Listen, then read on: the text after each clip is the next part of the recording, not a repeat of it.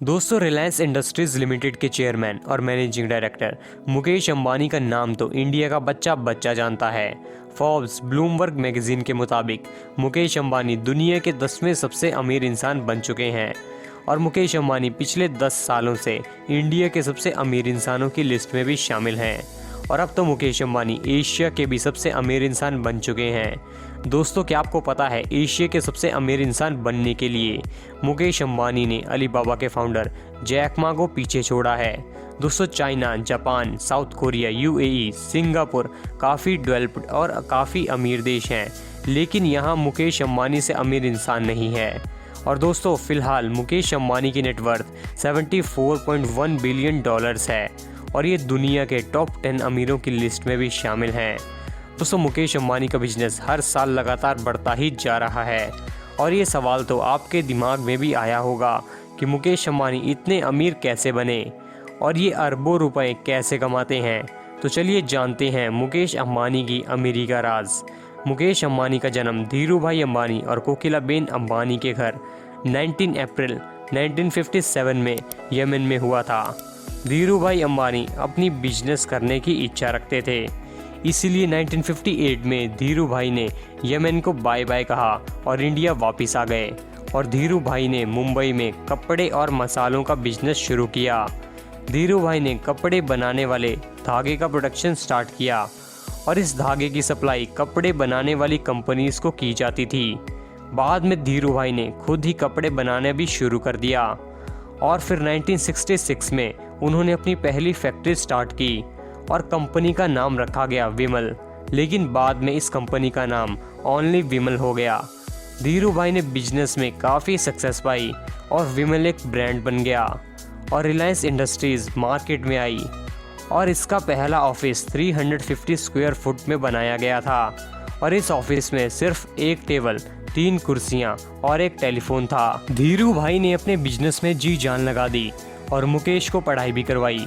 मुकेश अंबानी का बचपन और स्कूल लाइफ एक मिडिल क्लास फैमिली में ही बीती थी और अभी तक धीरूभाई इतने बड़े बिजनेसमैन नहीं बन पाए थे। मुकेश अंबानी ने अपनी स्कूलिंग हिलगंज हाई स्कूल से करी और मुंबई यूनिवर्सिटी से केमिकल इंजीनियरिंग में बीई की डिग्री हासिल की और फिर मुकेश अंबानी एमबीए करने के लिए स्टैनफोर्ड यूनिवर्सिटी चले गए और जब मुकेश अंबानी एमबीए कर रहे थे उसी समय धीरूभाई अंबानी को पॉलिएस्टर फिलामेंट धागे को बनाने का लाइसेंस मिल गया और 1980 से पहले पॉलिएस्टर धागे की प्रोडक्शन सिर्फ गवर्नमेंट ही कर सकती थी, लेकिन 1980 में इंदिरा गांधी सरकार ने पॉलिएस्टर धागे के प्रोडक्शन प्राइवेट सेक्टर को देने का फैसला किया।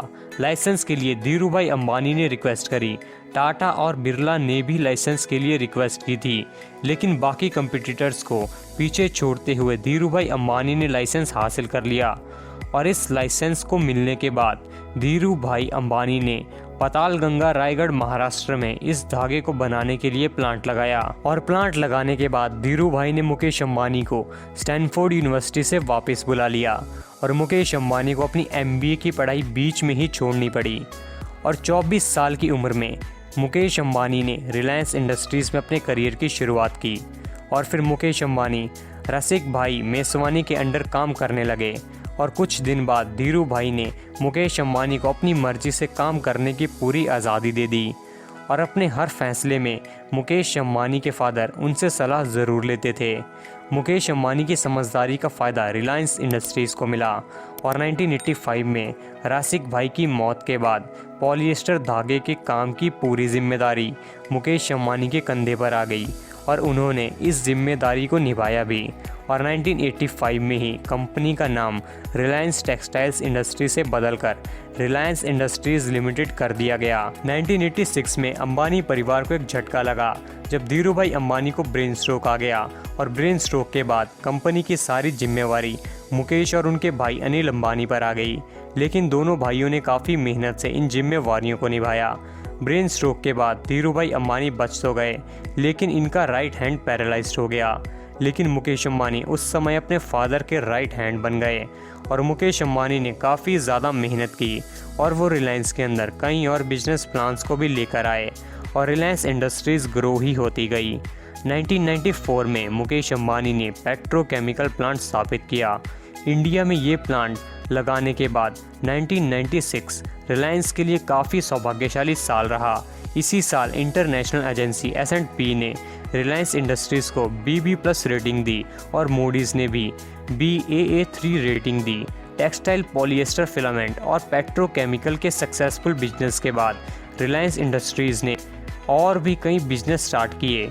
1995 में रिलायंस ने अमेरिकन कंपनी 9X के साथ मिलकर रिलायंस टेलीकॉम की स्टार्टिंग की।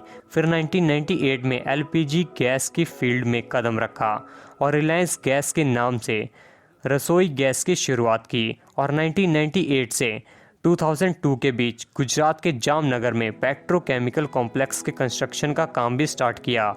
और फिर कई सारी फील्ड में उतरने के बाद और सक्सेसफुल होने के साथ ही रिलायंस इंडस्ट्रीज़ की नेटवर्थ भी बढ़ती गई। और 2002 में धीरूभाई अंबानी के ब्रेन स्ट्रोक से मौत हो गई और इसके बाद दोनों भाई मुकेश और अनिल अंबानी में प्रॉपर्टी को लेकर विवाद हो गया और कंपनी को नुकसान होने लगा। इन दोनों भाइयों का झगड़े को सुलझाने के लिए कोकिलाबेन आई और रिलायंस इंडस्ट्रीज़ का बंटवारा हुआ 2 हिस्सों में और मुकेश अंबानी के हिस्से में रिलायंस इंडस्ट्रीज़ और रिलायंस पेट्रोकेमिकल्स कॉर्पोरेशन आ गया। और अब मुकेश अंबानी ने एक नई शुरुआत की और अपने बिजनेस को ऊंचाइयों पर ले जाना स्टार्ट किया और मुकेश अंबानी के हिस्से में आई जामनगर पेट्रोलियम रिफाइनरी दुनिया की सबसे बड़ी पेट्रोलियम रिफाइनरी बन गई, जिसकी एबिलिटी 12,24,000 बैरल पर डे की हो गई थी।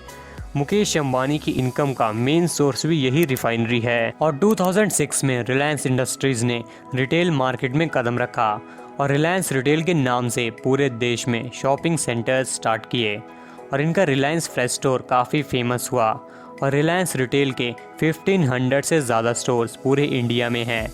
और 2010 में इन्फोकॉम ब्रॉडबैंड कंपनी का अधिग्रहण करने के बाद रिलायंस ने ब्रॉडबैंड सर्विस भी स्टार्ट की। 2016 में रिलायंस के टेलीकॉम सेक्टर के लिए एक चेंजिंग गियर बना। इसी साल रिलायंस ने अपनी टेलीकॉम सर्विस जियो भी स्टार्ट की और पूरे इंडिया के टेलीकॉम इंडस्ट्री को हिला डाला। और फिर रिलायंस लाइफ के नाम से अपने मोबाइल फ़ोन्स भी लॉन्च किए और 2016 में लाइफ सबसे ज़्यादा बिकने वाला मोबाइल फ़ोन में तीसरे नंबर पर था। रिलायंस जियो ने बाज़ार में आते ही टेलीकॉम सेक्टर को पूरी तरह बदल दिया और रिलायंस जियो के कस्टमर्स बाकी टेलीकॉम कंपनीज के मुकाबले काफ़ी ज़्यादा ग्रो हो गए। मात्र 3 साल में ही जियो नंबर 1 टेलीकॉम कंपनी बन गई और जियो ने 35 करोड़ से ज़्यादा कस्टमर्स बनाए। और 2019 में जियो का रेवेन्यू लगभग 11,700 करोड़ का था। रिलायंस इंडस्ट्रीज़ एंटरटेनमेंट इंडस्ट्रीज़ में भी काफ़ी ज़्यादा एक्टिव है। रिलायंस इंडस्ट्रीज़ के अंदर लगभग 160 कंपनीज़ और 7 एसोसिएट कंपनीज़ हैं। आज शायद ही कोई ऐसी फील्ड है जिसमें रिलायंस इंडस्ट्रीज़ नहीं है। रिलायंस इंडस्ट्रीज़ में अंबानी फैमिली की 49.38% की हिस्सेदारी है और बाकी 50.62% की हिस्सेदारी दूसरे शेयर होल्डर्स की है। रिलायंस इंडस्ट्रीज़ की कुल कमाई में 76% रेवेन्यू रिफाइनिंग से, 19% रेवेन्यू पेट्रोकेमिकल से और 2% ऑयल और गैस से आता है। सैलरी के नाम पर मुकेश अंबानी 2008 से सालाना 15 करोड़ पर ईयर लेते हैं, लेकिन कंपनी में हिस्सेदारी की वजह से ही वो इंडिया और एशिया के सबसे अमीर इंसानों में शामिल हैं। रिलायंस इंडस्ट्रीज़ की कामयाबी के पीछे मुकेश अंबानी का ही सबसे बड़ा हाथ है और अब तो मुकेश अंबानी ने $2 बिलियन का घर भी मुंबई में बनाया है, जो पूरी दुनिया का सबसे महंगे घरों में से एक है। और ये इस घर में ऐसी सुख सुविधाएं हैं जो हम सोच भी नहीं सकते। और अगर आप एंटीलिया के बारे में जानना चाहते हैं तो नीचे डिस्क्रिप्शन बॉक्स में एक वीडियो का लिंक दिया गया है, उस वीडियो के लिंक पर क्लिक कीजिए। और अगर आपको ये वीडियो पसंद आई हो तो इस वीडियो को लाइक कीजिए और मुझे बताइए कि मुकेश अंबानी पूरी दुनिया के रिचेस्ट पर्सन्स में कौन से नंबर पर आते हैं। ये मुझे नीचे कमेंट बॉक्स में कमेंट कर बताइए।